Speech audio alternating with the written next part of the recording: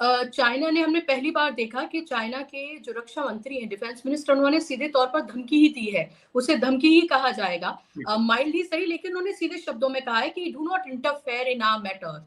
और हमारा उनसे एक तरह के व्यापारिक रिश्ते हैं हमारे ईरान के साथ। जाहिर सी बात है कि चीन को सबसे ज्यादा फायदा इससे हो ही रहा है, रशिया को भी हो रहा है, और इसीलिए वो सीधे तौर पर उन्होंने ये कह दिया है।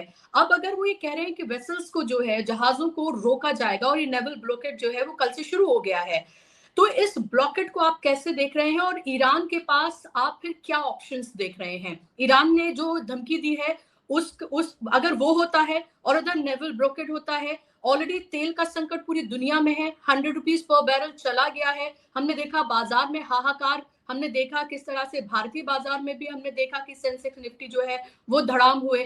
तो और ये अभी नेवल ब्लॉकेट जो है वो जो शुरू हो गया है, अब कैसे देख रहे हैं आप इसको? क्योंकि ब्रिटेन के जो प्राइम मिनिस्टर हैं, उन्होंने ये कहा, क्योंकि फिर से ट्रंप ने वही कहा कि नेटो कंट्रीज, उन्होंने कहा कि ये अगर ब्लॉकेट होता है तब भी हम इसको खुलवाने के लिए शामिल नहीं होंगे। तो कम वॉट में नेटो कंट्रीज नहीं आना चाह रही हैं इस वॉर में। तो अब आप कैसे देख रहे हैं फिर इसको? अगर चाइना रशिया की सीधे तौर पर एंट्री होती है, तो आपको ये लग रहा है कि रीजनल से इसका दायरा जो है बढ़ता हुआ नजर आ रहा है? और अगर इकोनॉमिक क्राइसिस बहुत बड़ा हो जाता है, अगर ये जारी रहता है, तो फिर क्या देख रहे हैं?